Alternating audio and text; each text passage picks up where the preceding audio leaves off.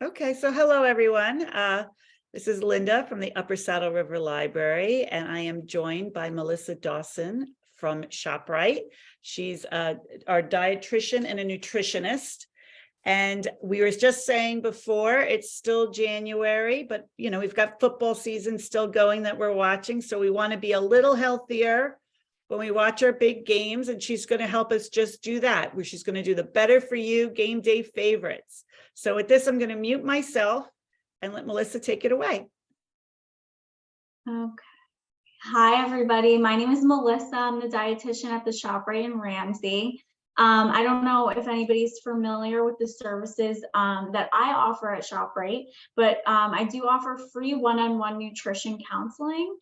So a lot of people will come in, looking for some information about low sodium for high blood pressure, or they come in with diabetes or even just weight loss. And then I also do, oh no, I'm sorry, I went to the last slide. I don't know why I did that. Okay. There we go. This has all the things that I do in the store. So I also do grocery store tours. So a lot of times after a nutrition consultation, I'll walk around the store with you, and we'll talk about maybe swaps for different products that you're currently buying. And then I also do, cooking classes and in-store events. So I actually have a blood pressure screening tomorrow in the store from 11 to 3 o'clock. So if anybody's looking to learn about heart health, I have some samples of things to hand out, and then you can get your blood pressure taken. I have a nurse coming from Valley Hospital for that. And then I do out-of-store events, so community presentations like this one. So before we get started with our game day swaps, I was just going to talk about, general healthy eating, some tips that I have. So this is my plate. If no one's seen it before, it's a reconstruction of the food pyramid. So the plate consists of half of the plate coming from fruits and vegetables, a quarter of it coming from grains, preferably whole grains. So that's things like whole wheat bread and whole wheat pastas, brown rice, quinoa, all of those things. And then the last quarter of your plate coming from protein. And then there is room for dairy on the plate. Usually it's about 3 cups of dairy a day, but trying to choose the fat-free or lower fat options to eliminate some of those saturated fats. But we'll talk more about that. I'm going to show you guys a label that we'll look at together. Oh, I don't know why it keeps doing that. I need to click down here. Sorry, I keep missing slides. Okay, so just to talk about each component of the plate. So protein is the first one. Protein is really important for our muscle tissues, also our skin. It also helps with our immune system with antibodies. And it does help to increase satiety during our meals and snacks. So it's something good to include at snack time. It keeps you, fuller for longer. And fats similarly increase satiety. So if we have some healthy fats in our meals or our snacks, it also increases, how full we feel for how long. It also is 60% of our resting energy needs. So it helps fuel our body at rest. And it's also important because it does help us absorb fat-soluble vitamins. So vitamin A, D, E, and K are all fat-soluble vitamins. We can't absorb them unless we have some fats in our diet. Okay. And lastly is carbohydrates. So I say brain food because carbohydrates are absorbed into glucose in our body, and that is our the main source of fuel for our brain. It also helps aid in blood sugar control. So we have carbohydrates throughout the day. So, at meals and at snack times.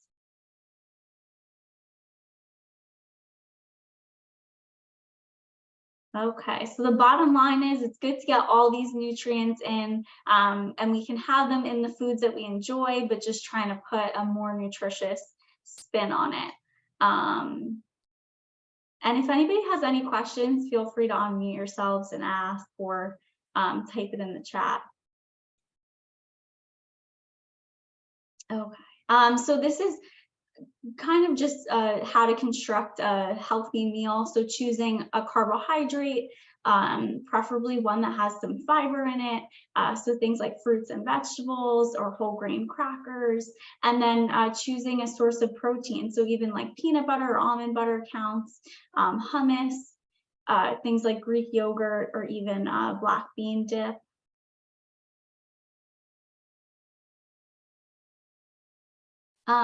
And when we're purchasing our snacks and we're looking at labels, there's a few things that are helpful to pay attention to. So the first one that I always like to look at is the sodium content. So the recommendation is 150 milligrams of sodium for a snack and about 300 milligrams of sodium for a meal. So this helps us stay within that, 2,000 milligrams of sodium a day. As you can see on this label, it's 850 milligrams of sodium, so that's a lot. And then also looking at added sugars, so that's something new that's included on, it should be included on every food label. That's any sugars that are added during the processing, so things that naturally contain sugar, like certain grains, that's not included in the added sugar. Or if something has fruit in it or dried fruit, that'll just be in the total sugar, and then anything that's added during the processing will be included in the added sugars. And then also paying attention to fiber and protein. So these are things you want to get more of in your packaged foods. So trying to pay attention to those, you want more of those. And then saturated fats are something to avoid.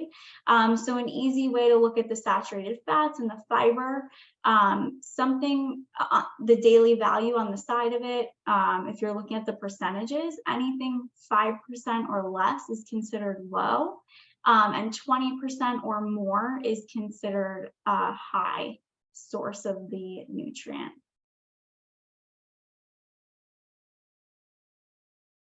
And then the next few slides, I just included some swaps that I like to use. So instead of going for something like a Tostitos scoop, Beanitos, I think that's how you pronounce that. I actually have them right here. I'm using them for my corn dip, but it's actually made from beans. So it's a little bit higher in fiber and higher in protein too, compared to a Tostitos scoop. The sodium, I believe, is similar between the two. It's around 115 milligrams of sodium per serving. These siete chips are another option. These are made with cassava flour, which also has a little bit more fiber compared to a regular tortilla chip.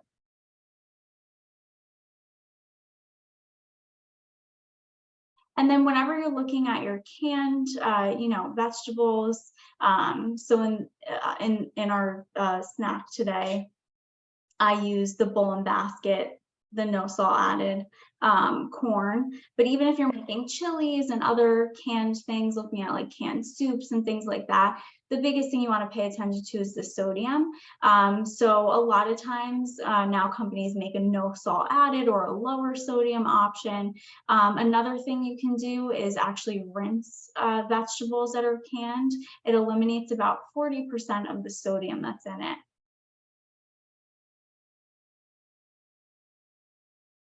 And another good swap is, instead of using, a full fat mayonnaise, looking for a light mayonnaise option, or even a mayonnaise that uses an unsaturated oil, so something like avocado oil or olive oil. So you're not necessarily eliminating the calories or the amount of fat, but you're getting healthy fats instead of those saturated fats. And the same thing with sour cream. So looking for either a light option, or you can replace a sour cream with Greek yogurt too.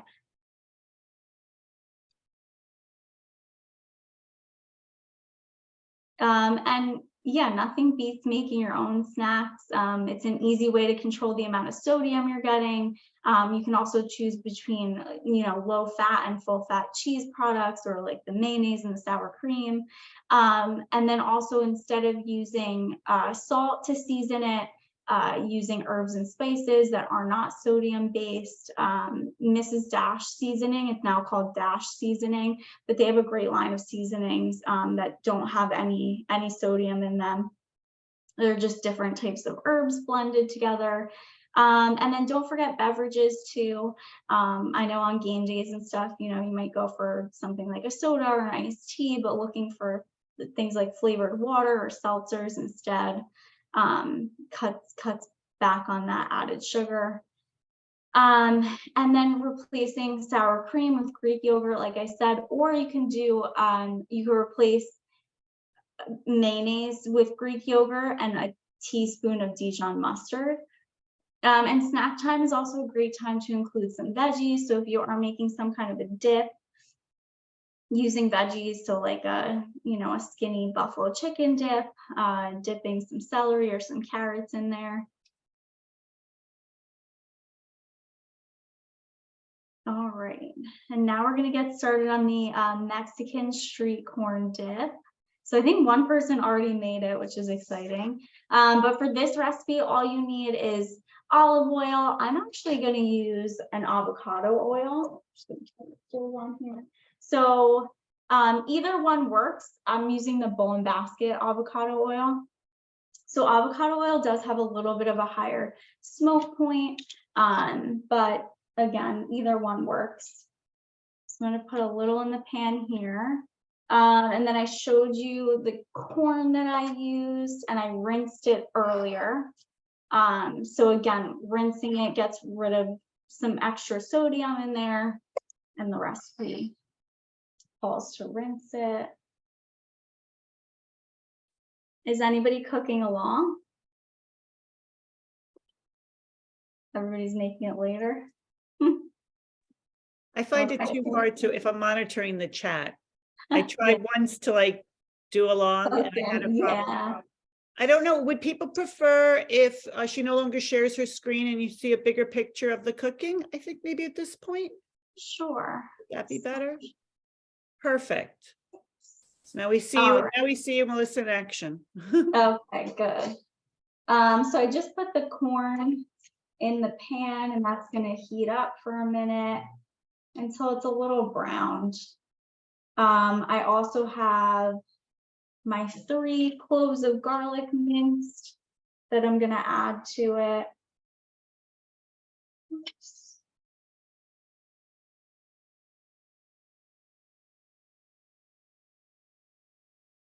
Okay. All right, so while that cooks, move this out of the way.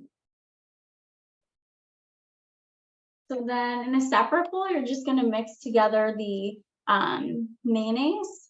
So I have the olive oil Bowl and Basket mayonnaise. Again, this has some healthy fats in there instead of a regular mayo. So it's just 1/4 a cup of this. Let me put that in here.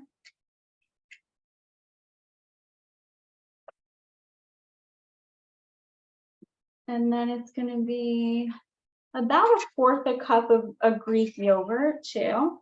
So you can choose to just do the Greek yogurt. I thought it would taste a little bit better doing half and half. But it's a good swap, the Greek yogurt for the sour cream or the mayo. Even in things like buffalo chicken dip or other types of dips, like French onion dip, things like that, you could use the Greek yogurt instead of sour cream.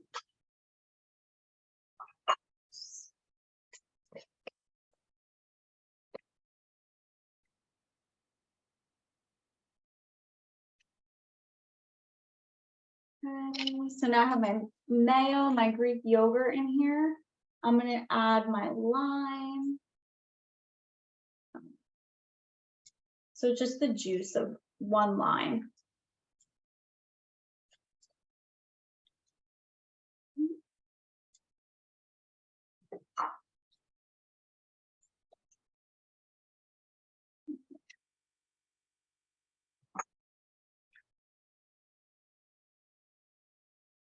I'm gonna mix that in here. I feel bad you guys can't see everything I'm doing. I need 2 cameras, one overhead too.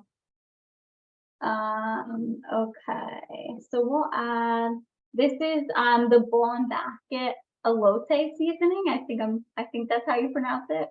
Yeah, so it has like chili pepper in it. So it's not too spicy, but it's got a little kick to it. So it's 1 tablespoon of that.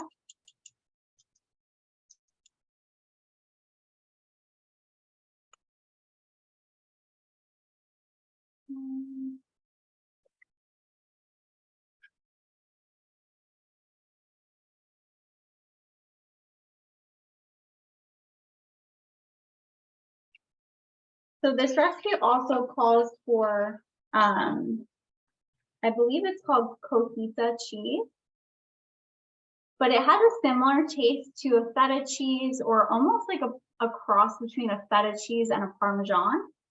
So I'm actually using a feta. This is the Athenos, the fat-free feta. Oops, can you see it? Okay, so there's a 1/2 cup of the cheese in here.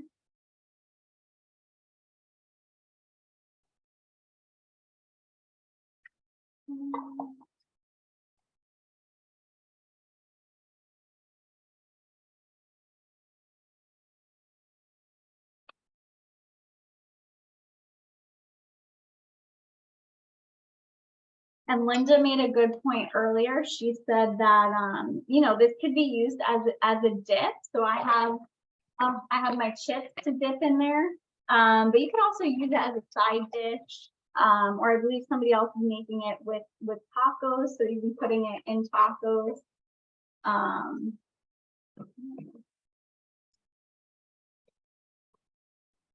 It's coming together really quickly too. So it's like, Yeah, it could be a good weeknight trick as well. Cause you do, like yeah, you said, you have the protein of the yogurt that you put in there right, along with a vegetable.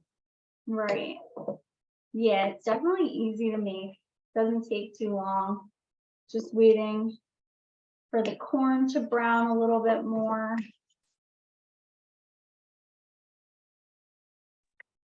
And then what other dishes do you think that we'll go with elote seasoning, and if anybody wants to correct me as well.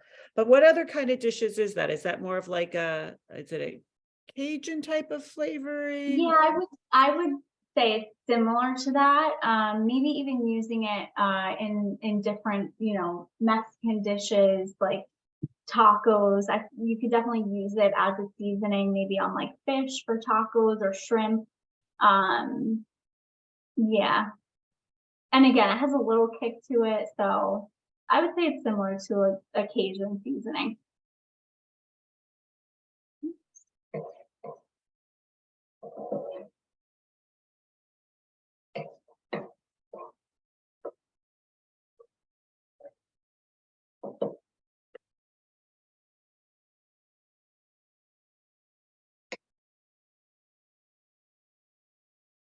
All right. So you guys can see this is what I'm about to mix the corn into. I'm gonna shut the heat off. And somebody else asked before if this is, you know, supposed to be eaten warm or room temperature or cold. You could really do however you like it. So if you want to serve it right after you take it out of the pan, you can definitely do that. Or you put it in the refrigerator for a little while and then serve it later on.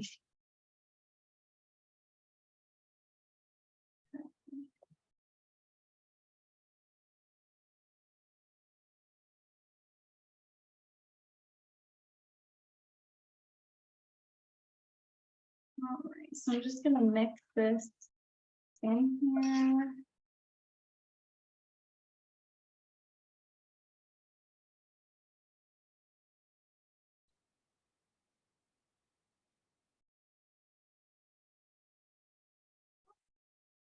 And then you guys can see here what it looks like. And then it's ready to go. Does anybody have any questions? Oops. Or you know what, I was wondering, that does look good. I think probably you would keep it, maybe warm would be good as the side dish. Uh-huh. And then if you want to cool it down, and it would maybe even come together a little bit more, if that's when you can use it as the dip, if it gets a little more into room temperature. Right. Yeah, especially if Great. you're hosting some kind of a, Super Bowl party or something like that, it's sitting out for a while, then it will, get a little cooler. Mm-hmm. But I was wondering too, because we were talking a little bit before everybody else came on, Melissa and I were talking a little bit about other healthy choices too. And just what you were saying with the swap, I was coming across a lot of dip ideas.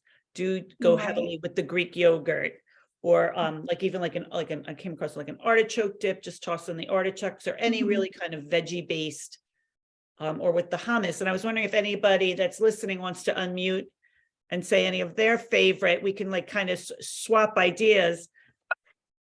Another one I want to try, it was called a bacon lettuce cups, where you toss some cooked bacon, you chop it in like with a buffalo sauce, Right. and then you put in lettuce cups. You just put the tomatoes, some blue cheese, and then the bacon. And yes, you have bacon, but it's kind of like a deconstructed wings. Like you don't, like you have the flavor of the wings, or a little bit of that, but if it's in the lettuce cup, Right. again, healthy-ish. We still want to have something tasty. Just maybe if we drop in a few good, like you were saying before, a few good little items, you don't feel so bad.